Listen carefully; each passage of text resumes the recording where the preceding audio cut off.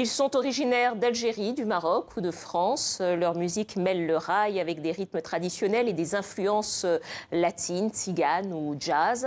Ils reviennent avec un troisième album, Raï is not dead. Raï is not dead, groupe Fanfaraï. Patrick Touvet, Samir Inal, bonsoir. Bonsoir. Merci d'être avec nous. Raï is not dead, le raï n'est pas mort. Alors pourquoi? Il y a quelqu'un qui avait signé l'acte de décès du raï? Non, il y a plusieurs raisons pour ce titre. D'abord parce qu'on a repris des chansons qui datent des années 70 du grand artiste Boutaïba Srer, voilà, qui est une icône du raï, qui a vraiment donné une couleur différente au raï dans les années 70. Donc il y a ça, et aussi on a invité Sofiane Saïdi, qui est lui un chanteur de la nouvelle génération, pour dire que voilà, le raï est toujours là.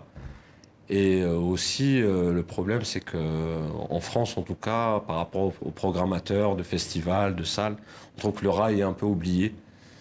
Donc voilà, c'est un peu un appel pour dire que le raï est toujours là. Alors ça fait 2 ans que vous étiez, ça faisait à peu près 2 ans d'attente. Là, c'est vraiment votre album le plus raï, parce que là, c'est le 3e album. Vous ne faites pas que du raï, d'ailleurs. Qu'est-ce que vous avez? Vous êtes le trompettiste, Patrick. Moi, je suis le trompettiste et peut-être le principal arrangeur. Et peut-être le principal arrangeur. Par rapport aux autres albums, qu'est-ce qui vous a plu? Qu'est-ce qui est vraiment la nouveauté dans cet album-là? La nouveauté, déjà, par rapport aux 2 albums précédents, c'est l'instrumentation. On a une basse électrique et un piano. Avant, on était dans une formation un petit peu plus réduite.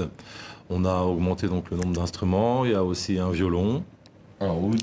Un oud, tout à fait, oui. Oui, parce que vous êtes très nombreux. Vous êtes ouais. 12 normalement sur scène, c'est bien ça? 12 et une vingtaine d'instruments. Et une vingtaine d'instruments. Il y a vraiment un dialogue entre tous les instruments. Oui. Alors, il y a aussi des reprises. Vous disiez, vous avez repris beaucoup de chansons, d'anciennes chansons de chanteurs de raï. On va écouter une de vos reprises qui n'est pas sur l'album, mais c'est un titre, un tube, Ya Raya. C'était vous sur scène. On écoute et ensuite on poursuit l'interview.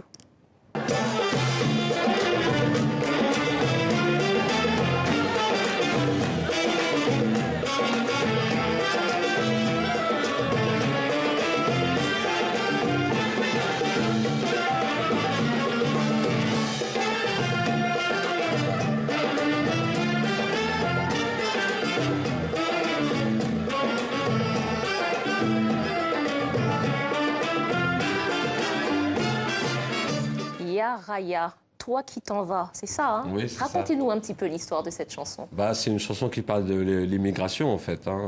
Voilà, Ya Raya, celui qui part, tu n'oublieras jamais tes origines, en fait. Voilà, donc c'est une chanson d'Ahmed Harachi,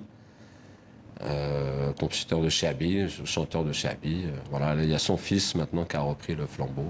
Alors, tu n'oublieras jamais tes origines, c'est ce que vous faites dans votre musique, puisqu'on voit toujours les origines traditionnelles, mais pas seulement, parce que comme je le disais tout à l'heure, il y a plein de rythmes, il y a des instruments de musique qui viennent de partout. Vous êtes joueur d'oud, c'est bien ça? Oud et d'erbouka, percussion aussi. Vous êtes à la trompette, et puis il y a tellement d'instruments sur cet album. Comment est-ce que vous faites finalement pour arriver à un tel syncrétisme des instruments? En fait, j'ai beaucoup écouté la musique dont je devais m'inspirer pour écrire pour Fanfaraï.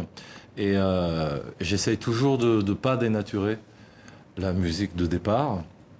Donc de respecter ce qui soit le morceau d'origine, soit dans le cadre de composition, le style qu'on choisit.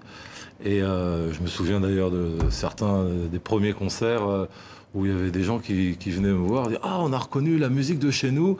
Pour moi, c'était le plus grand compliment parce que ça voulait dire que j'avais rien dénaturé et que malgré les harmonies que je rajoute, on a 6 cuivres, donc c'est un petit big band. Donc au niveau de l'écriture, j'ai quand même pas mal de possibilités harmoniques, donc je vais beaucoup flirter avec le jazz, l'harmonie jazz et des accords assez recherchés. Et vous apportez d'autres rythmes, mais sans jamais rien dénaturer, c'est bien ça, Samir. En tout cas, vous reconnaissez bien, vous y retrouvez.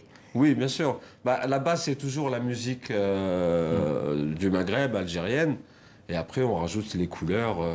Qui viennent d'ailleurs, qui viennent de partout, pour faire une belle cuisine. Alors, on va reparler du raï, parce que c'est quand même un style de musique très engagé, très subversif à l'origine. Hein.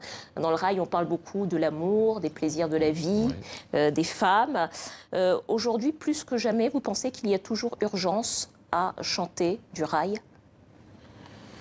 Urgent, je ne sais pas, parce que le raï, il est toujours présent. Je veux dire, en tout cas, en Algérie, au Maroc, le raï est toujours présent. Mais c'est vrai que pour écouter des groupes en live, il faut plutôt aller dans les cabarets, quoi. Ou à Paris, c'est pareil. Si on veut écouter du raï, c'est les cabarets. Alors, vous avez regardé le journal avec nous, hein, nous sommes en période de Ramadan et on sait que c'est aussi une période où finalement tous les obscurantismes, tous les intégrismes, toutes les intolérances peuvent être de retour. Il y a beaucoup de manifestations en ce moment de ces brigades un petit peu des mœurs autoproclamées, hein, un peu partout au Maghreb, qui accusent les femmes de ne pas respecter ou de mal respecter le Ramadan. Quand vous voyez ça, qu'est-ce que ça vous inspire ? Bah, je trouve ça désolant, surtout que le ramadan, en tout cas en Algérie, moi j'ai vécu 20 ans là-bas, et jusqu'à maintenant, le ramadan, là, le soir, c'est la fête, quoi. Il y a des groupes de musique partout, tout ça, donc je trouve que c'est vraiment contradictoire avec cet esprit-là, quoi. Et c'est cet esprit-là que vous amenez dans votre musique, oui. Que vous retrouvez également, Patrick, dans cette musique? Oui, tout à fait. La fête, la joie? Oui, oui, la fête, la joie. D'ailleurs, je dois ajouter à ce que je disais tout à l'heure que malgré tout ce que je peux écrire, ça passe à la moulinette du groupe. Donc de toute façon, ça ne peut pas trop s'échapper. Merci à vous, Fanfaraï, troisième album, Raï is not dead, le raï n'est pas mort. Merci de votre fidélité, c'est la fin de ce journal. Et on va refermer en musique avec un extrait de la chanson Ajda Ataous. Je vous laisse traduire en un mot. Danse le pan, c'est la danse du pan. Merci à vous, excellente suite de programme sur TV5 Monde. À demain.